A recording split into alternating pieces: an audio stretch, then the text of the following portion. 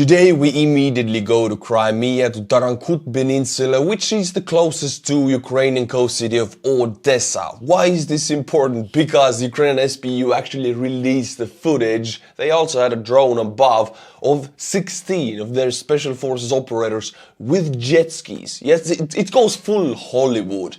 With jet skis landing on Crimean Peninsula, Tarankut Peninsula, going on land, engaging in heavy battles with the Russian contingent in the area. Reportedly, Russians took heavy losses, but there were also losses on the Special Forces operators. According to the representative of the Defense and Intelligence of Ukraine, Andriy Yusov, the goal of this incursion was sabotage and reconnaissance. So very quickly in and out, hit them and disengage, make as much chaos as possible and pull back. We can be sure this operation actually happened, but we cannot be sure of how many losses the Russians took and how many losses the Ukrainian Special Forces operators took. I mean, there were only 16 of them. What the Russians immediately did to save face was release this video, which supposedly shows one of the captured of the 16 Ukrainian Special Forces operators.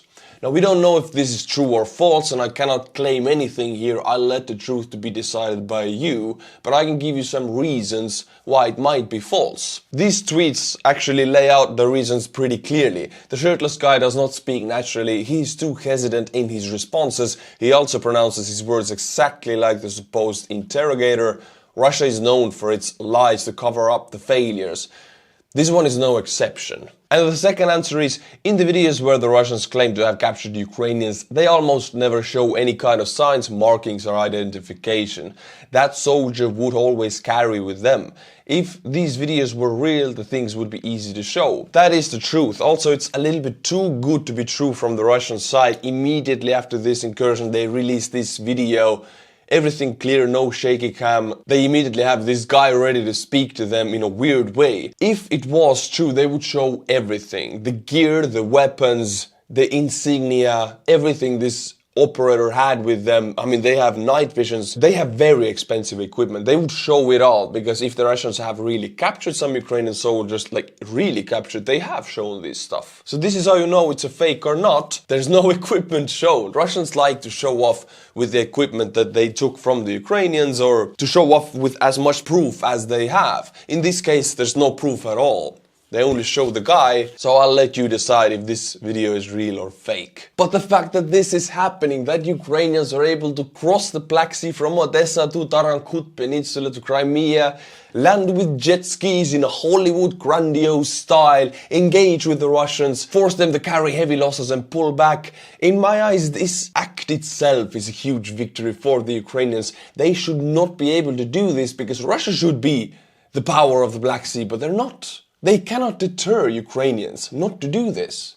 Ukrainians are shooting into Crimea every night and they're raiding the peninsula. A country without the navy, I must say. My friends, in this video you see a Russian self-propelled howitzer Kyat. It's 152mm, it's very big and grandiose.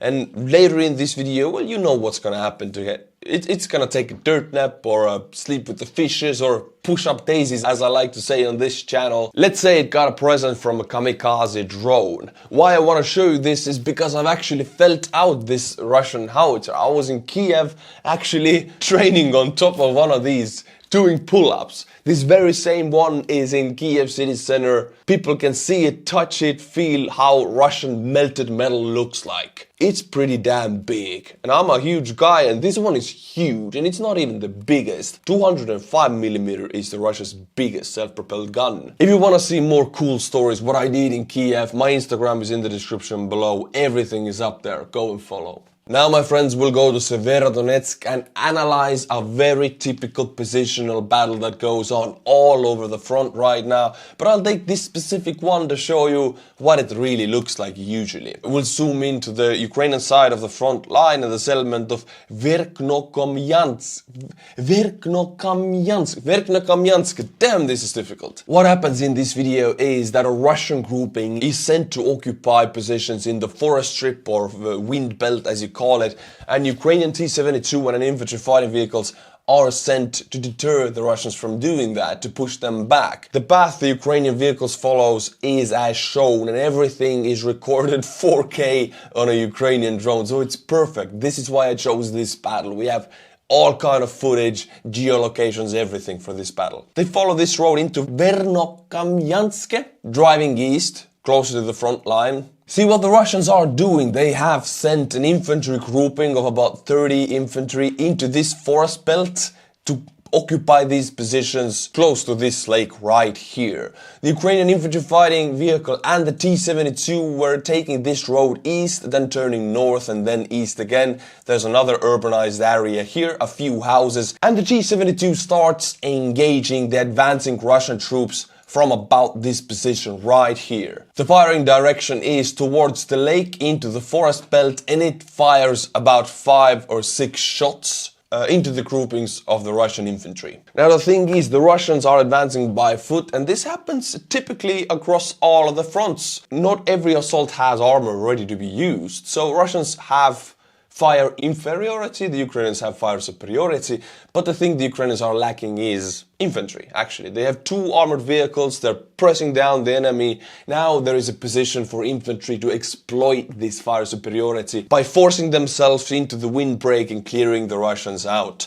But the Ukrainians don't have this. And this is not atypical, this is actually typical. Happens all the time. After 5 or 6 shots, the T-72 takes a hit, which comes from somewhere else than the forest belt. So the Russian groupings in the forest belt did not shoot at the T-72, but from somewhere else. It took a hit, then it fires about 5 or more shots into the Russian groupings in the forest belt and pulls back. T-72 pulls back from this road. Russians are positioned about here, and the T-72 changes positions with the Ukrainian infantry fighting vehicle, who will take the previous position of the T-72 and start engaging the Russian grouping with its main cannon, shooting for about 5 minutes into the forest. Now again, this would be the position where the infantry fighting vehicle shoots, and Ukrainian infantry from this urbanized area infiltrate into this forest area and force themselves through the forest belt to the Russian positions and eliminate all of the Russian infantry. This can be done because of the fire superiority of the Ukrainian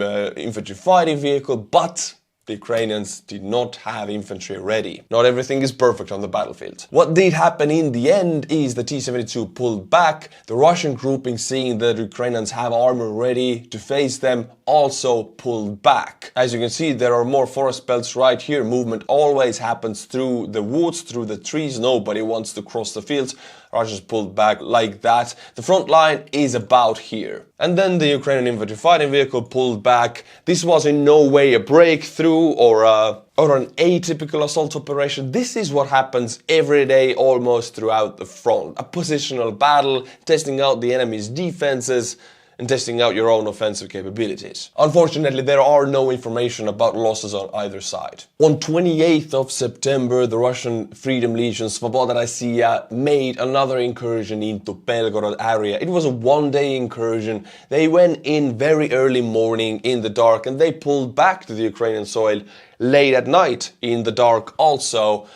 Since Ukrainian OPSEC is on point, it's actually perfect. We only now get the footage about this incursion. It's quite short of a compilation, but it already gives us information of the Svoboda Rossiya's capabilities. Well, first of all, they have night visions. Night visions are rare on both sides and extremely expensive, and they need training. You cannot just slap a night vision on a regular soldier without the training. They don't really know much what to do with it. To fully exploit your night vision superiority, you need a proper training for it to be used. That means Svoboda Rossiya fighters are almost like special forces if they get this training.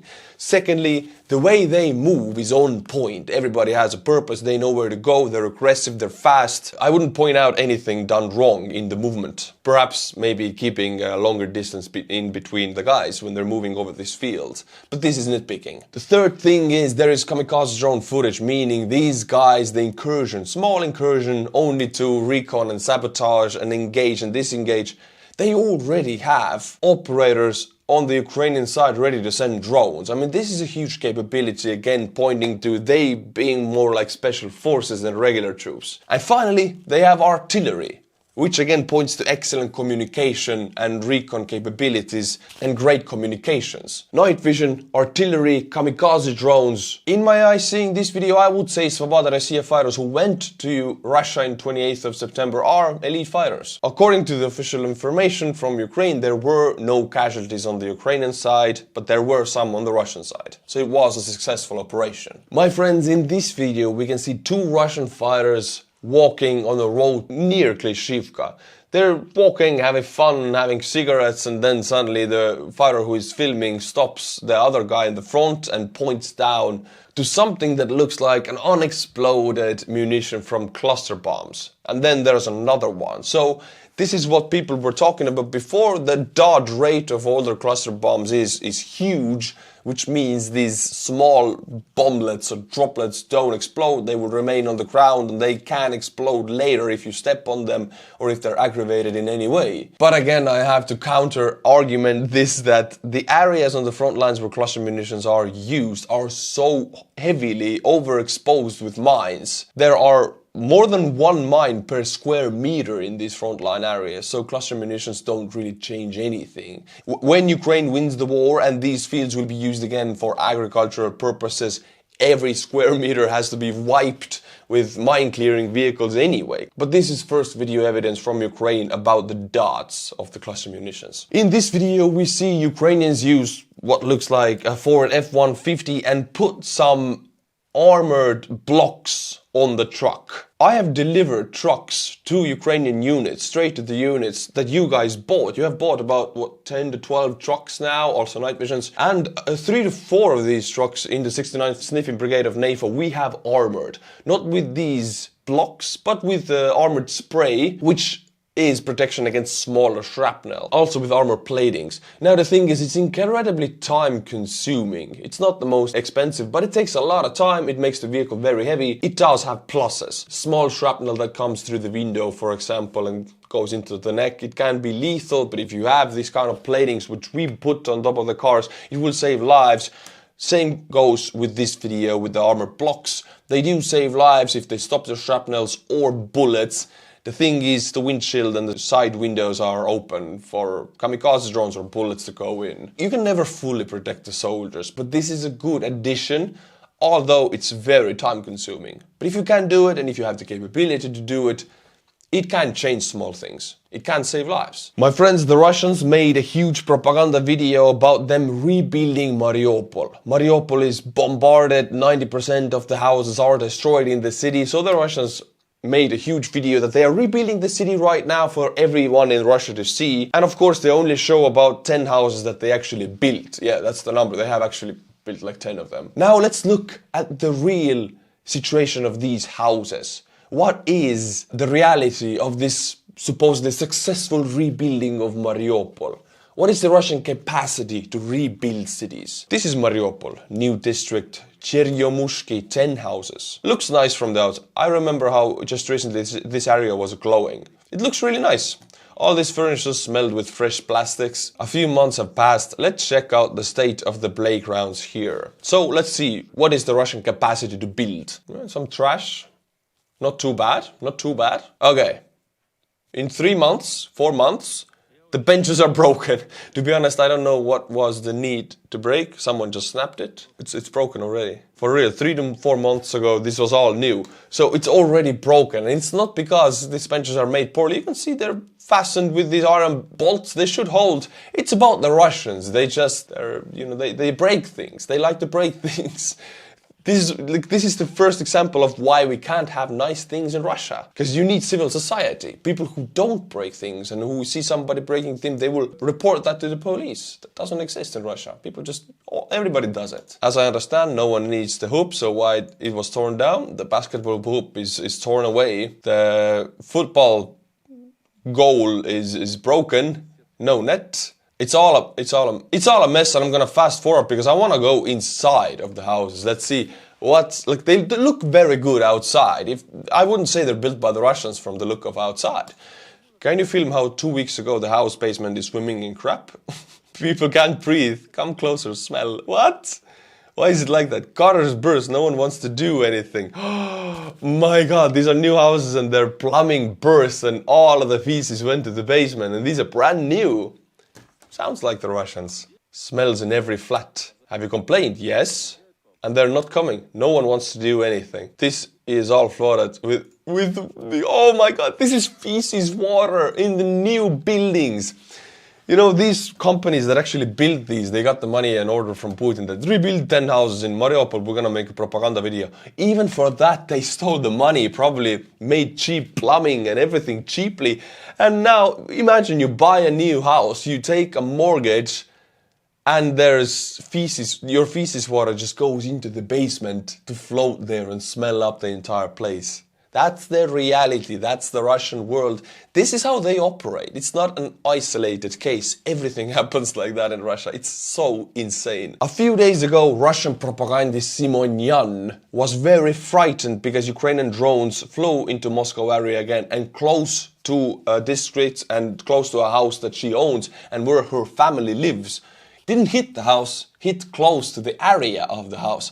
She was so frightened and baffled about this that she made a video calling the Russian authorities. And I kid you not,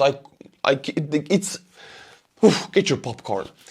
I don't like these drones. They're coming too close to my house and my property. The time were a lot better before the drones, like the 90s, for example, 1993. So I think what we should do, get ready.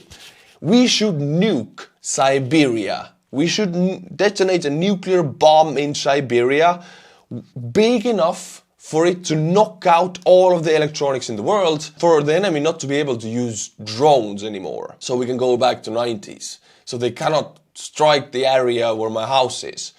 This is the leader influencer in Russia, influences the thought process of millions of people, actually over 100 million people. This was her idea. She got so much bad comments about this in Russia. I mean, people live in Siberia. They don't want their houses to be nuked.